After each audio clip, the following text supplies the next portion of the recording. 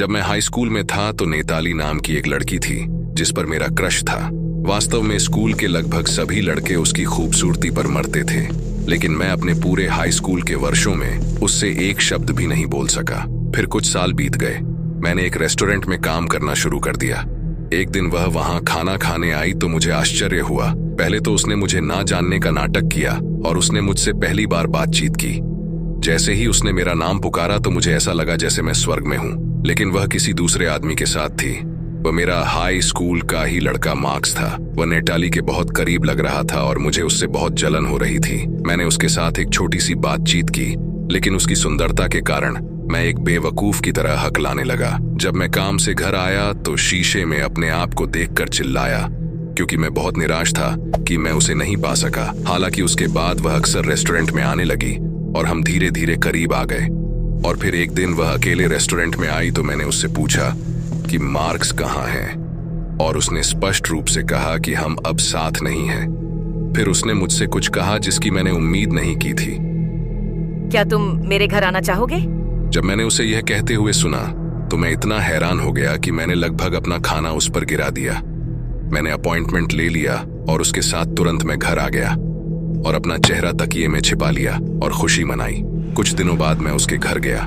मैंने दरवाजा खटखटाया और जब उसने दरवाजा खोला तो मैं यह देखकर थोड़ा आश्चर्यचकित हुआ कि घर का फर्श प्लास्टिक से ढका हुआ था। और जब मैं अंदर गया तो दीवार पर एक पेंटिंग लटकी हुई थी। मुझे याद है कि जब वह हाई स्कूल में थी तो वह ड्राइंग में अच्छी थी। उसने कहा कि उसका सपना एक एग्जीबिशन खोलने का था। हालांकि जब मैंने करीब से देखा तो मुझे पेंटिंग में कुछ अजीब लगा। पेंटिंग में दर्द से कहराता हुआ फर्श पर लेटा हुआ मार्क्स था। पेंटिंग इतनी वास्तविक थी कि आप पेंटिंग में मार्क्स की कराहें सुन सकता था। मुझे ऐसा लगा जैसे कोई वास्तविक दृश्य देख रहा हूँ। मेरे पूरे शरीर पर रोंगटे खड़े हो गए। मैंने इसे सच में बहुत अच्छी तरह से पेंट किया है। क्या तुम मार्क्स के दर्द को अच्छी तरह से महसूस कर सकते हो? ये पेंटिंग मोनालिसा से भी आगे निकल जाएगी। उसकी आवाज बहुत तेज हो गई और उसकी आंखें चमक उठीं। यह एक ऐसा दृश्य था जो मैंने पहले कभी नहीं देखा था। मैं उसके पीछे पीछे लिविंग रूम में गया, जहां दीवार पर कई पेंटिंग लटकी हुई थीं। वहां लड़कों की पेंटिंग थी। मुझे नहीं पता क्यों, लेकिन सभी पेंटिंग्स में जो कॉमन बात थी वह यह थी, पेंटिंग्स के सभी लोग बहुत दर्द में थे। एक आदमी रो रहा था और अपनी पीठ में कुल्हाड़ी फंसाकर रेंग रहा था। एक आदमी के पूरे शरीर पर खून से लटपट पट्टियां थीं। एक आदमी के हाथ पैर बंधे हुए थे और सभी मकड़ियां उसके शरीर के ऊपर रेंग रही थीं। इंसान तब बहुत सुंदर दिखते हैं जब वे दर्द में होते हैं। इसलिए मैं हमेशा सोचती हूँ कि मैं लोगों को सबसे ज्यादा दर्द कैसे दे सकती हूँ। इनमें से कौन सा आदमी सबसे ज्यादा दर्द में दिखता है? उसने एक पल के लिए मुस्कुराते हुए कहा। मैं सोचने लगा कि वह एक साइको तो नहीं। मेरी रीढ़ की हड्डी में ठंड फैल गई थी। इस पेंटिंग में मार्क्स बहुत दर्द में दिख रहा है। तुमने इतनी रियलिस्टिक पेंटिंग कैसे बनाई? मैंने उससे पूछा। मैंने मार्क्स पर हथौड़े से वार किया। लगभग 3 वार के बाद उसका अच्छा फेस एक्सप्रेशन सामने आ गया। वह जिंदगी में सफल रहा क्योंकि जाते वक्त उसने बहुत अच्छा काम किया है। तुमने उस पर हथौड़े से वार किया? मैं चौंक गया और कांपती आवाज में चिल्लाया। और जब मैंने करीब से देखा तो पेंटिंग में मार्क्स ऐसा लग रहा था जैसे वह मदद के लिए चिल्ला रहा हो। मुझे ऐसा लगा जैसे ठंडा पसीना मेरे पूरे शरीर को भिगो रहा है। क्या तुमने कभी सुना है कि दर्द में भी कला छुपी है?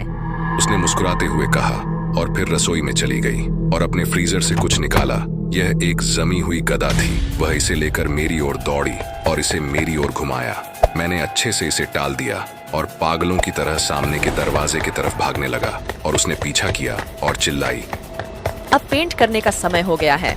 मैं मुश्किल से सामने का दरवाजा खोलने में कामयाब रहा और बाहर भागा। वह गदा लेकर दरवाजे से टकराई। अंदर आओ, मैं तुम्हें सच में अच्छी तरह से पेंट करूंगी। वह चिल्लाई और मैं भाग गया और पुलिस को बुलाया। पुलिस ने जल्द ही उसकी जांच शुरू कर दी और नतीजों ने पुष्टि की कि उसने मार्क्स समेत 4 लोगों की हत्या कर दी थी और उनकी लाशों को दर्जनों मील दूर एक नदी में फेंक दी थी। और सभी लाशें उन चित्रों में पुरुषों से मेल खाती थीं। कोर्ट ने उसे आजीवन कारावास की सजा सुनाई। उस दिन के सदमे के कारण मैं कई दिनों तक बिस्तर से बाहर नहीं निकल सका।